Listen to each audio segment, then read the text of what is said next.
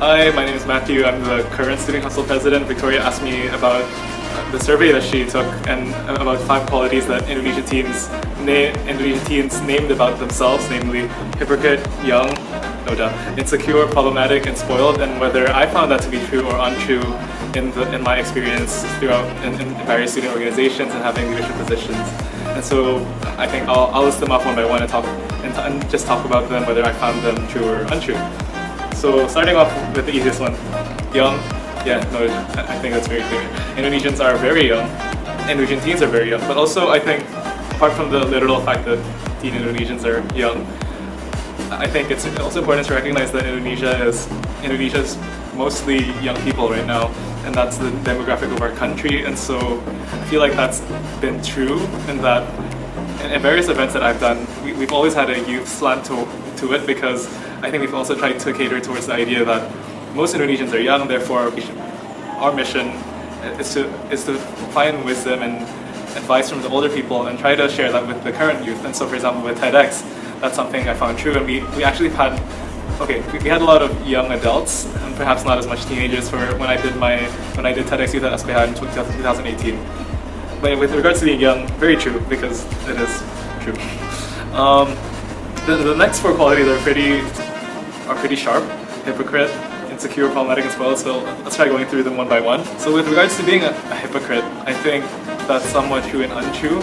So speaking from my experience as growing up through middle school and high school in SPH, I think it's both true and untrue depending on how you've been, what your lifestyle is, but at least in SPH, I think there are people for whom I'd say a hypocrite is unfortunately true, because perhaps they do talk about certain things and then they don't do them.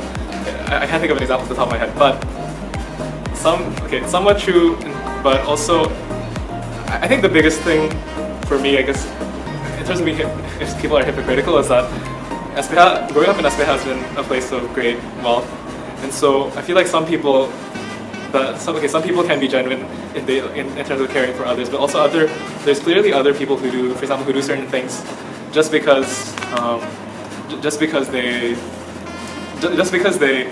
want want the recognition on their CV or on their resume.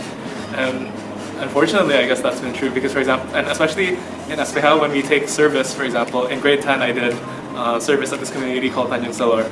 That was a big part of my life then, and I also had a few of my friends join as well. But I feel like, and so continuing on that story, I taught English there for a few months, and then so it was me and my friends teaching English.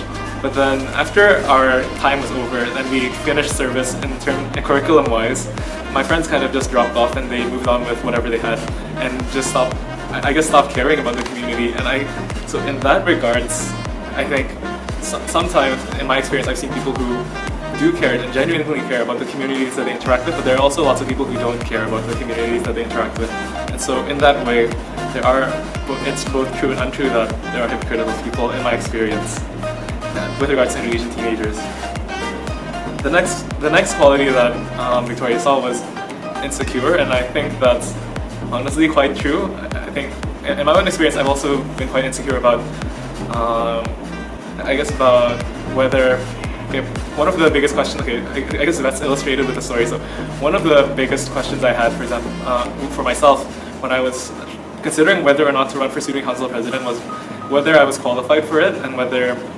No, that was just the biggest question. Whether I was qualified for it, because the position of student council president in SPH is one that has the literal responsibilities of being student president and running the student council, but also has the spiritual responsibilities, kind of being the spiritual leader for our student community.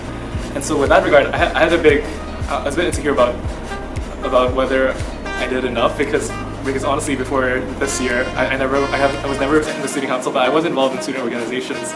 And so, for example, when I gave speeches, the drafts of those speeches that I gave, the initial drafts were actually very. They were like me trying to say, I've done this, therefore I am qualified, as opposed to saying I have the heart or these qualities and therefore you should vote for me. And in that regard, I think personally I felt insecure about identifying whether I was good enough for something. And I think extending that to other people I've seen, there's a lot of cases where I've seen that parents put a lot of pressure on their children. And for example, I have a classmate in my math class whose sister got a medal in the International Math Olympiad, and so she's had to kind of live with that shadow over her shoulder. Although okay, maybe she isn't necessarily insecure about it, but I guess that's something everyone has dealt with. And so in my own personal experience, even it's really easy to fall into that trap. And so yeah, I think the fact that Indonesian teens are insecure is definitely true, and I think that, and I feel that people who don't say they are either really confident and have a great support system or are lying. So yeah. Okay, next quality, problematic.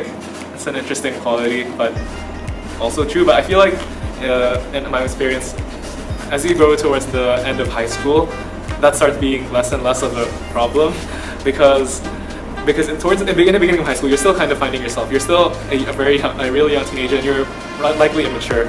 And for me, if I compare myself between now and when in grade 10, before I was a leader, when I was just still a member, and the only thing I cared about was what new movies were coming out, or like whatever gossip was in the grade. I'll say I didn't care, but that was the thing, I guess. Problematic. So as I grew up, I felt like I've become more mature, and not to say the problems have disappeared, but they've become. I wouldn't say that like myself or other Indonesian teens have become more problematic as we grew up, and so growing up from, and so I definitely say it's true when you're just starting out, when you're still kind of finding yourself, when you're trying new things. For example, if you just start a club, it can be problematic when you don't know what exactly commitment means and how that should act out in your life. That's definitely true. But as you grow up and as you find experiences, then that becomes less and less of a thing. So I think it's true when you're young, but also it grows less true as you grow older. But this also depends on the degree to which you test yourself, because if you just keep lying around in the same problems that you've had for years and years, and you haven't tried anything you haven't taken any risks, or you haven't put yourself through any challenges, then you also won't grow, and you'll probably still call yourself problematic. The last quality, spoiled, is very interesting. And going to an international school in Indonesia, I found that to be honestly it's quite true. Because okay, so sharing a personal experience, I guess one lingering feeling I've had is that in SPH, there's a lot of people who've grown up privileged, and there are kind of two types of people. It's either you realize that you are privileged, and so you act with that realization, or you don't, and you just kind of live in perpetual ignorance of the idea that you've had so much privilege. And I think so with the idea that Indonesian teens are spoiled, I think in my own experience that's been really true, because a lot of people take it for granted that their parents have worked really hard, that they have so much money that they can go to an international school like SPH, and yet people still complain. Although okay, some complaints are justified for sure, but on the other hand, also there are a lot of people who complain for the sake of complaining, and despite the fact that they are already in a position where these complaints these complaints are marginal compared to real complaints, for example, of people who don't have the same resources and don't have the same opportunities as people in SPH do. And so in my experience growing up in the grades, that's definitely been true.